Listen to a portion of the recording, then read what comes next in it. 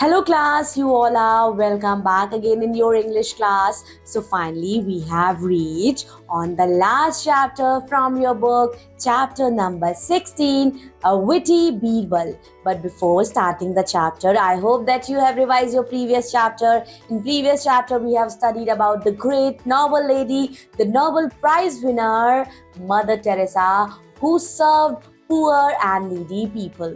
Now let us get back to our chapter. Witty Birbal मतलब बच्चों क्या होता है? चालाक. विटी मतलब चालाक. आज हम बीरबल के बारे में पढ़ेंगे बच्चों. आई होप आपने बहुत सारी कहानी पढ़ी होगी जो अकबर और बीरबल से रिलेटेड है. चलिए स्टार्ट करते हैं. आज पढ़ेंगे बीरबल की चालाकी के बारे में. Once upon a time, there was a man who sold his well to a farmer. Next day, when the farmer went to draw water from that well, the man did not allow him to draw water from it.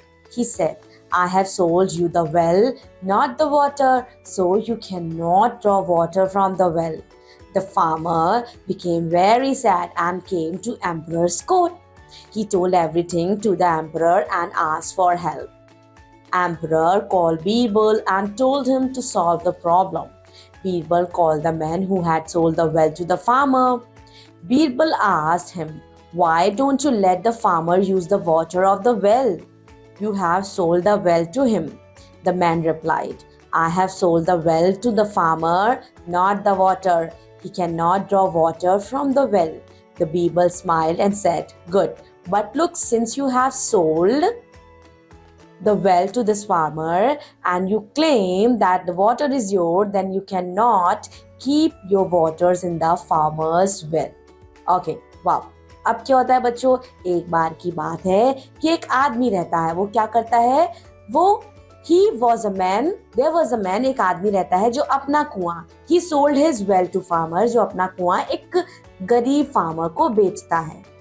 Next day, अगले दिन क्या होता है बच्चों, जब farmer आता है कुएं से पानी निकालने, तब जो आदमी रहता है वो बोलता है, अरे मैंने तुम्हें बस अपना कुआं दिया है, पानी नहीं दिया है.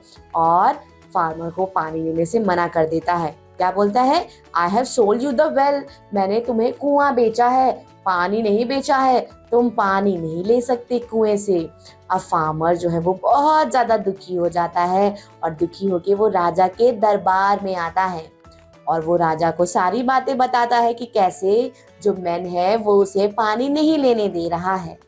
अब इस गुत्थी को सुलझाने के लिए राजा जो है वो अपने मंत्री चालाक बीरबल को बुलाते हैं और उससे बोलते हैं कि इस समस्या का वो समाधान करें.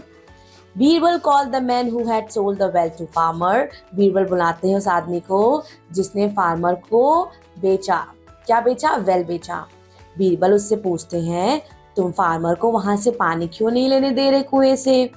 You have sold the well to him. तुमने तो उसे कुआं बेच दिया है ना.